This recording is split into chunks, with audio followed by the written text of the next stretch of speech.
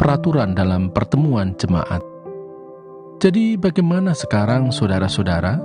Bila mana kamu berkumpul, hendaklah tiap-tiap orang mempersembahkan sesuatu, yang seorang mazmur, yang lain pengajaran atau penyataan Allah, atau karunia bahasa roh, atau karunia untuk menafsirkan bahasa roh. Tetapi semuanya itu harus dipergunakan untuk membangun.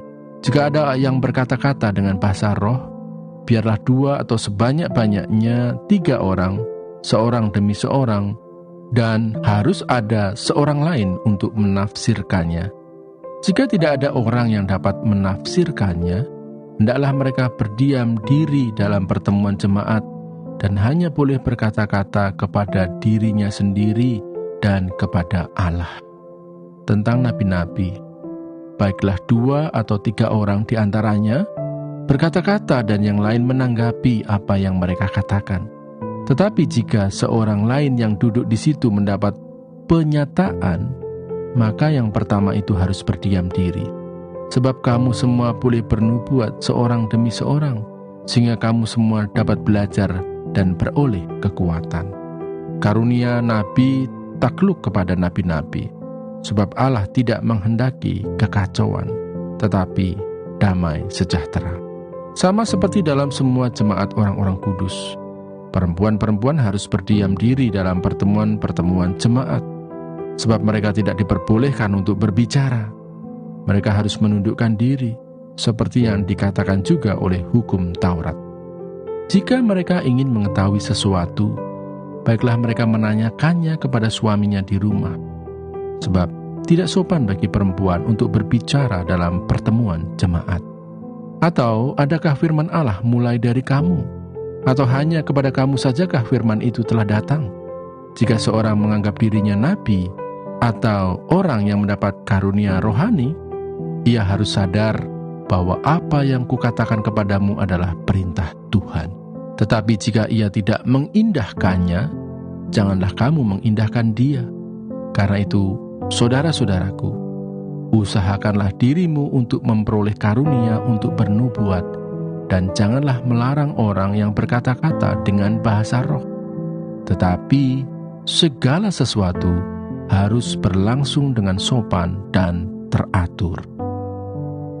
Amsal pasal 7. Hai anakku, berpeganglah pada perkataanku dan simpanlah perintahku dalam hatimu. Berpeganglah pada perintahku dan engkau akan hidup. Simpanlah ajaranku seperti biji matamu. Tambatkanlah semuanya itu pada jarimu, dan tulislah itu pada loh hatimu. Katakanlah kepada hikmat, engkaulah saudaraku, dan sebutkanlah pengertian itu sanakmu, supaya engkau dilindunginya terhadap perempuan jalang, terhadap perempuan asing yang licin perkataannya.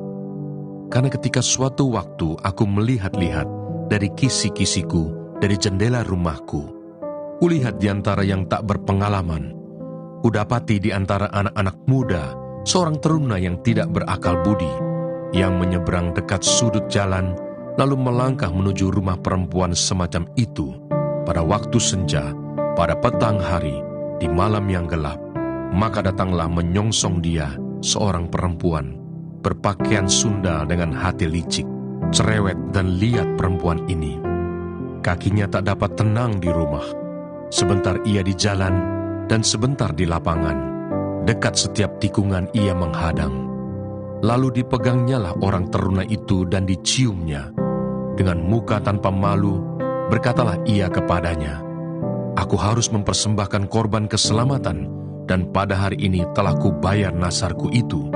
Itulah sebabnya aku keluar menyongsong engkau, untuk mencari engkau, dan sekarang kudapatkan engkau. Telah kubentangkan permadani di atas tempat tidurku, kain lenan beraneka warna dari Mesir. Pembaringanku telah kutaburi dengan mur, gaharu dan kayu manis. Marilah kita memuaskan berahi hingga pagi hari, dan bersama-sama menikmati asmara, karena suamiku tidak di rumah. Ia sedang dalam perjalanan jauh, sekantong uang dibawanya. Ia baru pulang menjelang bulan purnama. Ia merayu orang muda itu dengan berbagai-bagai bujukan. Dengan kelicinan bibir ia menggodanya.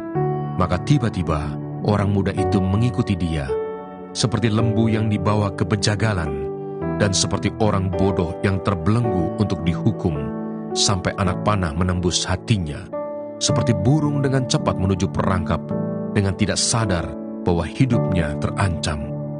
Oleh sebab itu, hai anak-anak, dengarkanlah aku, perhatikanlah perkataan mulutku. Janganlah hatimu membelok ke jalan-jalan perempuan itu, dan janganlah menyesatkan dirimu di jalan-jalannya. Karena banyaklah orang yang gugur ditewaskannya, sangat besarlah jumlah orang yang dibunuhnya. Rumahnya adalah jalan ke dunia orang mati, yang menurun ke ruangan-ruangan maut. Amsal pasal 8. Wejangan hikmat. Bukankah hikmat berseru-seru dan kepandaian memperdengarkan suaranya di atas tempat-tempat yang tinggi di tepi jalan, di persimpangan jalan-jalan, di sanalah ia berdiri, di samping pintu-pintu gerbang, di depan kota, pada jalan masuk, ia berseru dengan nyaring. Hai para pria, kepadamulah aku berseru, kepada anak-anak manusia kutujukan suaraku. Hai orang yang tak berpengalaman, tuntutlah kecerdasan. Hai orang bebal, mengertilah dalam hatimu. Dengarlah, karena aku akan mengatakan perkara-perkara yang dalam, dan akan membuka bibirku tentang perkara-perkara yang tepat. Karena lidahku mengatakan kebenaran, dan kefasikan adalah kekejian bagi bibirku. Segala perkataan mulutku adalah adil, tidak ada yang belat-belit atau serong. Semuanya itu jelas bagi yang cerdas, lurus bagi yang berpengetahuan. Terimalah didikanku lebih daripada perak, dan pengetahuan lebih daripada emas pilihan, karena hikmat lebih berharga daripada permata. Apapun yang diinginkan orang tidak dapat menyamainya. Aku, hikmat, tinggal bersama-sama dengan kecerdasan, dan aku mendapat pengetahuan dan kebijaksanaan. Takut akan Tuhan ialah membenci kejahatan. Aku benci kepada kesombongan, kecongkakan, tingkah laku yang jahat, dan mulut penuh tipu muslihat. Padaku ada nasihat dan pertimbangan. Akulah pengertian, padakulah kekuatan. Karena aku, para raja memerintah, dan para pembesar menetapkan keadilan. Karena aku, para pembesar berkuasa, juga para bangsawan, dan semua hakim di bumi. Aku mengasihi orang yang mengasihi aku, dan orang yang tekun mencari aku akan mendapatkan daku. Kekayaan dan kehormatan ada padaku, juga harta yang tetap dan keadilan. Buahku lebih berharga daripada emas, bahkan daripada emas tua. Hasilku lebih daripada perak pilihan. Aku berjalan pada jalan kebenaran, di tengah-tengah jalan keadilan, supaya kuwariskan harta kepada yang mengasihi aku, dan kuisi penuh perbendaharaan mereka. Tuhan telah menciptakan aku sebagai permulaan pekerjaannya, sebagai perbuatannya yang pertama-tama dahulu kala. Sudah pada zaman purba kala, aku dibentuk, pada mula pertama sebelum bumi ada. Sebelum air samudra raya ada, aku telah lahir. Sebelum ada sumber-sumber yang syarat dengan air. Sebelum gunung-gunung tertanam, dan lebih dahulu daripada bukit-bukit, aku telah lahir. Sebelum ia membuat bumi dengan padang-padangnya, atau debu dataran yang pertama. Ketika ia mempersiapkan langit, aku di sana.